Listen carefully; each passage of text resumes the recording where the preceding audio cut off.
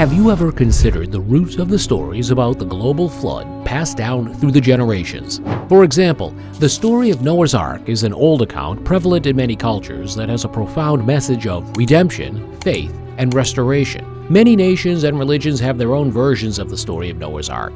Today, we'll explore the depths of this ancient story, attempting to comprehend its relevance and untangle the lessons it contains for us today. But before we begin on this adventure, we need your help. Like and share this video with your friends so we can continue to bring you exciting content like this. The earth was plagued with depravity and immorality in ancient times. People had drifted away from virtue and goodness, engaging in wicked behavior and disobeying divine commandments. God was sad because he had created humankind since the descendants of Adam and Eve had turned evil and dishonest. He determined that the only thing to do was to demolish everything and start anew. God decided to send a huge flood to cleanse the earth and give humanity a fresh start. But one man, Noah, earned favor with God because he obeyed God. God instructed Noah to construct a large boat known as an ark, and he specifically instructed Noah on how to do it. The ark was to be 450 feet long, 75 feet broad, and 45 feet tall. It was supposed to have 3 decks, be divided into rooms, and have a side door. Noah was supposed to find 1 male and 1 female of each type of animal and bird and bring them aboard the ark. He also had to bring food for all the animals. Noah built the ark and gathered all the animals for it over 120 years, and throughout that time, he obediently followed God's instructions. While Noah was building the ark, he also spoke to the people, warning them of the impending deluge and urging them to repent. Unfortunately, only a few people listened, and the bulk derided Noah's comments, mocking him for his faith and confidence in an invisible God. When the ark was finished, Noah gathered his family, his wife, their 3 sons, Shem, Ham, and Japheth, and their wives, and entered it with pairs of every type of animal, male and female, as God had directed. Then it began to rain. For 40 days and nights, it rained non-stop. The water became so deep that it engulfed the mountains. The flood killed every living thing on earth. The ark, however, floated on top of the floodwaters, and the people and the animals aboard were safe. The flood eventually began to recede, and the ark arrived to rest in the Ararat mountains. After spending around 11 months aboard the ark, Noah dispatched a dove to see if it might find land, but it was unsuccessful and came back to him. After waiting for another 7 days, Noah released the dove once more. This time, when it came back to him, it held an olive leaf in its beak, indicating that it had found land. Imagine the relief and excitement Noah must have felt upon seeing this sign. Having spent an entire year on the ark with his wife, their sons, and their sons' wives, along with all the animals, Noah received a message from God. God instructed him, saying, "Noah, it's time to leave the ark. Gather your family and all the living creatures that have been with you. Let them step onto the land so that they can multiply, thrive, and fill the earth." Just picture the scene. Noah, filled with gratitude and hope, opened the doors of the ark, allowing his family and all the animals to finally set foot on solid ground.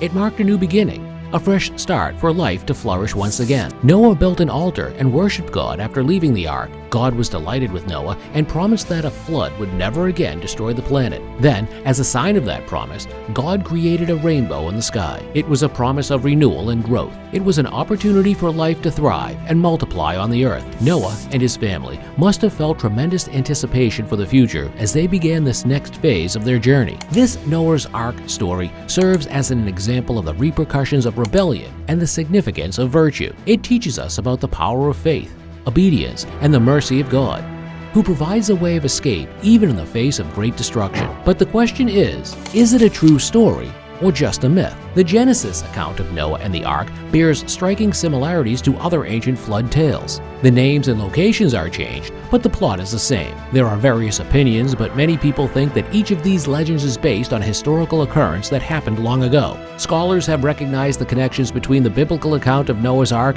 and earlier tales from Mesopotamia for more than a century. These flood stories, including the one in the Bible, describe events that supposedly happened at the beginning of history. Some might think that these myths originated from very ancient times, but the specific version of a global flood that destroys all life started to appear only during the Old Babylonian period, which was between the 20th and 16th centuries BCE. The reason behind the development of this particular Mesopotamian flood myth might be connected to the historical circumstances around 2004 BCE, when the third dynasty of Ur came to an end. The subsequent restoration of order by the first dynasty of Isen could have influenced the emergence of this myth. Also, is it a believable story? Let's discuss some facts. According to Henry Morris, a creationist author, the design of Noah's Ark prioritized stability rather than maneuverability in the floodwaters. He described it as a massive box taller than a 3-story building and about 1.5 times longer than a football field. Morris calculates its volumetric capacity to be equivalent to 1,396,000 cubic feet, which he claims is ample space to accommodate 2 of every known kind of animal, including dinosaurs. However, critics point out flaws in Morris's calculations, especially when considering the inclusion of large dinosaurs on the Ark. For example, the Brachiosaurus, weighing about 50 tons and measuring 85 feet, 26 meters long, would require significant space. It would also be necessary to have enough room to store food and drink for a year, even if we suppose that representatives of all Earth's creatures could fit on the Ark. While Morris's perspective offers a specific interpretation of the Ark's size and capacity, there are practical challenges when considering including large animals and the necessary provisions for a year-long voyage. These considerations raise questions about the feasibility of accommodating all species as described in the biblical account of Noah's Ark. According to anthropology professor Ken Feder in his book, The Encyclopedia of Dubious Archaeology, there are practical challenges regarding the collection and care of animals in the story of Noah's Ark. Feder raises questions about how animals from distant regions, such as koala bears from Australia, llamas from South America, and penguins from Antarctica, could have made their way to the Ark's location in the Middle East. Feder also emphasizes how challenging it was for Noah, his wife, his sons, and their partners to feed and water such a wide variety of animals. The logistics of caring for and feeding the animals within the confined space of the Ark would have been an impossible task. Another concern arises about carnivorous animals coexisting in close quarters with herbivores. What would they have eaten?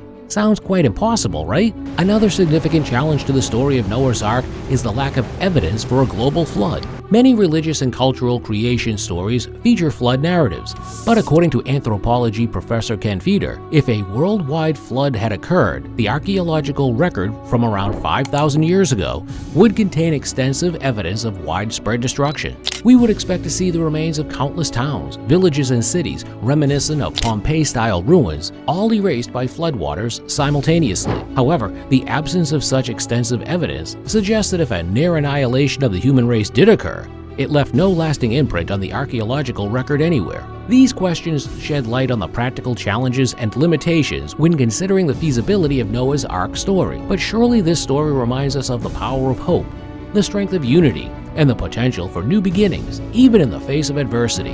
What do you think about it? Is this a factual story or just a myth? Please let us know in the comments section. Also, don't forget to subscribe to our channel for more videos. Thanks for joining us.